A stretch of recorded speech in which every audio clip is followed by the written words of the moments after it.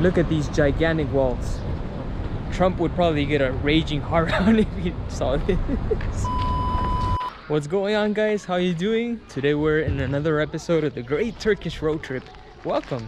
Today we are in Diyarbakir, which is a city in the south of Turkey. It's the beginning of Mesopotamia and in the area of Kurdistan, the unofficial nation of the Kurds.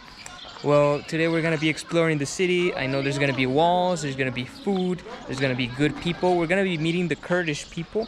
We're going to be talking about their existence here in this region, their past struggles. So we're going to be learning a lot. So join me on this adventure. I hope you have a good time. I love going through these streets. It's like I went back in time for a moment. So peaceful.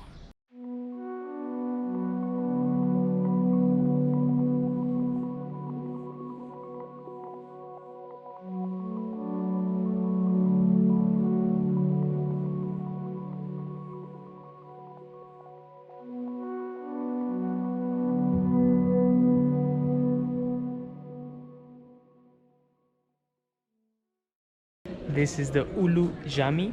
Of course, in the tradition of the Turks, there used to be a church that was turned into a mosque. It used to be called the St. Thomas Church.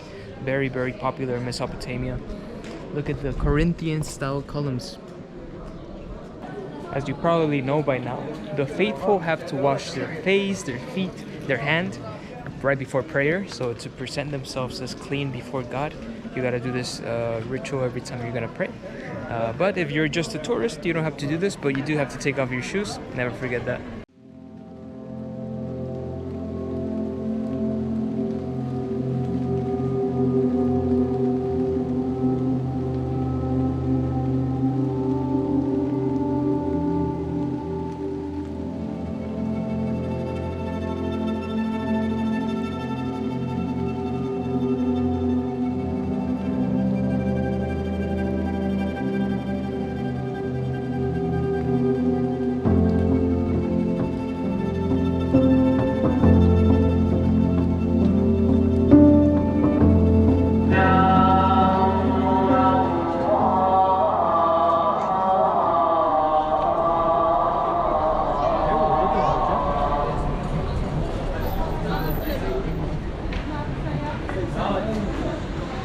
Evet, Aslan Paşa gibi buyurun.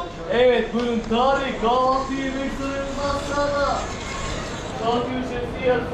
We have a new tour guide, Omar. What's up, Omar? Hello. How are you? Hello, how are you? Everything Good, is good. okay. You know, my brother's name is Omar. Really? Nice to meet you. Nice to meet you. Let's explore Hello the to city. Omar. Okay, this juice is made from this root. Natural, yeah. Okay. 100% natural. It's very good for stomach. They say. Oh, okay. It's very healthy. Okay, a juice made from a yan.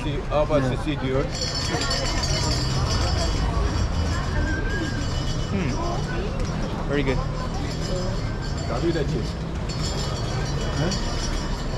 Okay. This is the original gate. Look at these doors. Incredible. Behind me is the Saray Kapı, one of the original gates, one of the original 4 gates here in the city. You can see the black basalt used from the mountains that are nearby. You can see the basalt everywhere. From now they use it in restaurants and cafes. The wall is kind of incorporated into the city. It's quite lovely. Super long wall. Omar is telling me that it's the second longest wall after the wall of China.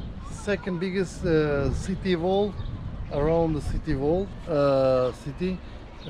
after Chinese wall. So this is like the start of Mesopotamia. Yeah, we are in the middle Firat and the Tigris Okay. in Mesopotamia.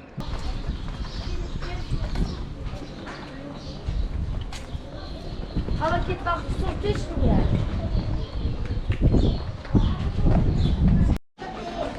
This is life inside the city walls. O kameradır, abi kameradır. No, slow, slow.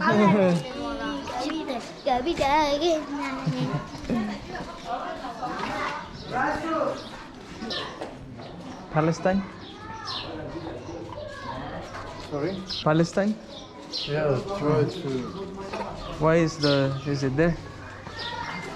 Some people is more Islamic. Okay. Not all. It's very few.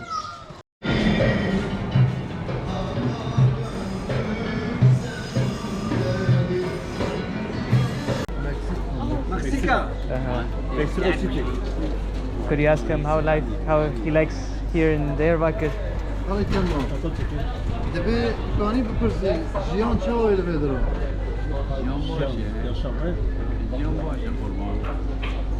Life is good, he said. No,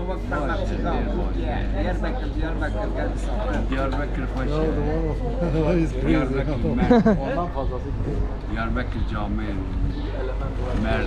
The people of Diyarbakir, they are hospitality and kind people. Okay. Teşekkür ederim.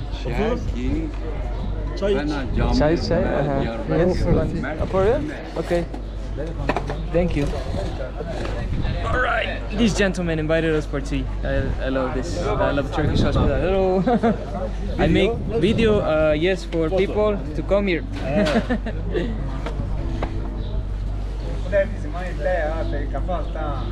Çay, tea. Aşağı. Kardeş, çay. Çay karışmıyor. Bu astarı kıstı. Kakumçi. شالي باشا He said, hi, how are you? Oh. Charlie Başı. باشا سباس fine, احمد good. احمد paytaxt احمد He said, Ahmed is capital of Kurdistan. Ah, okay. thank you chief thank you Thank you. Now you might be wondering, what is this Kurdistan everyone is talking about? If you turn to any map of the world, there is no nation named Kurdistan. And that's exactly the issue. The Kurdish people are the biggest ethnic group in the world without their own state. They inhabit this area, which is now divided into 4 countries: Turkey, Iran, Iraq, and Syria. The Kurdish people have long called for the creation of Kurdistan, a country which they can call their own. But none of those efforts have truly materialized. They came close back in 1920 when the Ottoman Empire was defeated in World War I. The Allied nations had promised to create an independent Kurdistan out of the former Ottoman territories through the Treaty of Sebre. But this promise was never kept. And which city had been proposed to become the capital of Kurdistan? Diyarbakir. Back in 2016, there was an attempted coup d'etat against President Erdogan. The president, becoming more and more paranoid, doubled down against all parties that he perceived as hostile to his government. The Turkish special forces moved into Diyarbakir, blockaded a big part of the old city, and sought to exterminate the insurgent Kurdish forces, such as the Kurdistan's Workers' Party, also known as PKK. Even saying this name can get you into big trouble with the government. This conflict displaced thousands of people and also destroyed around 1/3 of the old city. You can still see the marks of the war all around you. Have you ever seen a 4-legged minaret, which is of course the tower that the shout to prayer is called from? Actually, there's a belief that if you cross the minaret legs and you wish for something, it's gonna come true. So what should we wish for? I don't know. What do you wish for? And if you can see, there's also a few bullet marks here. Due to the war from 2016, there's still some bullet marks left, so a pretty rough history. So as you can see, back in 2016, with the government attacks, that's how the buildings were left, and now they had to rebuild this part of the city. But it looks kind of crap. I mean, it does not fit in with the rest of the old city, so now we're gonna have all these generic looking buildings. But they had to rebuild after the conflict of 2016. Yeah, it's just a very sad history, a very sad chapter of the city. Incredible Armenian church behind us. Quite amazing. Of course, made from the Black Basalt Mountains. The guard told us that they are ready for mass, but they need a priest, right, to start mass. There used to be 27 churches here inside the city walls before 1915. Now there's only 4. Only 4.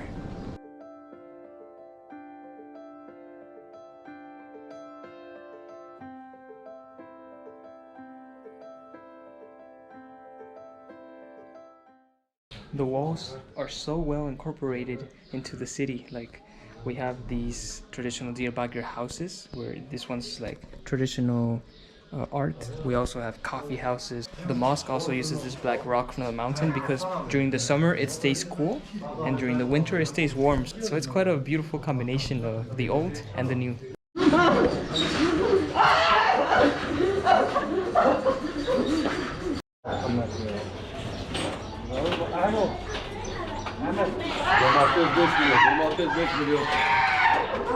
Traditional Kurdish storytelling is called Degbejan. In English, these old men are just reciting their stories. Let me show you an example. It's quite fascinating. And they're singing it super loud, and they could be love stories, it could be stories about their past struggles, but I had no idea this existed. أسباب حسب أسبمين البنيا سكرا توبو جسري مبسر مي كشكل قولكم على الخلوات ولبيت في دادة مكاري غزالة بلين بالربي الماضي ولاتي غريب وغربتي ولا براكتك نزال بي لا ومجيكني لقوا خلكي قرنقي ويكم بنسي وجدنا أذب بابي ما يكاد لا مددنا جانو لحلال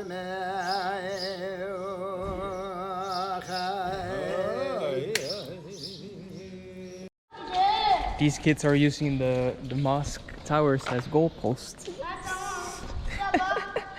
in the house of God.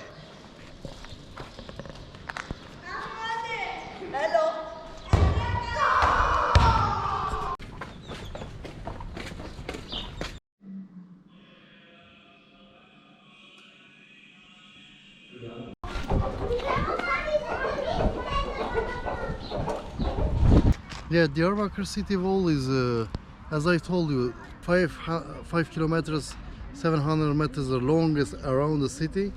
From Mardin Gate, like 150, like 70 meters they destroyed, and in Mountain Gate also they destroyed. Why? What was the reason?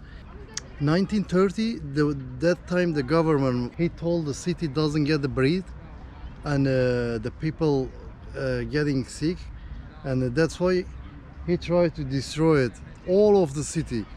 And from here he destroyed them from Mardin Gate also. And that time the French archaeologist Albert Louis Gabriel, he visited that time Diyarbakir, he saw someone try to destroy the city, and suddenly he applied to the Ankara and some government places, and then they stopped to destroy the city wall. And who built the walls originally? Before the Christ, 3,000-4,000, built by the Huris. Huris was a local people of Diyarbakir, and before the Christ again, 369, Byzantine Empire with the Constantine, they restored the city wall.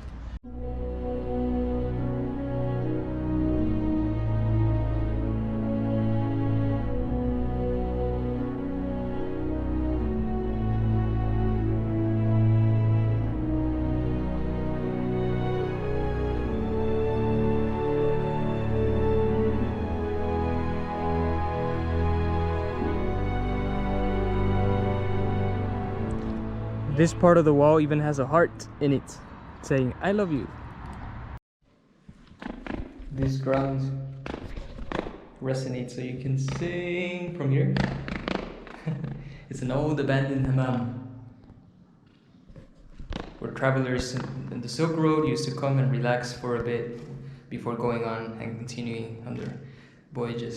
So what is the situation between the Kurdish people and the Turkish government today? Well, it's a little complicated, and I tried to get some interviews from Kurdish people, but no one agreed to one because they can be prosecuted if they speak against the government.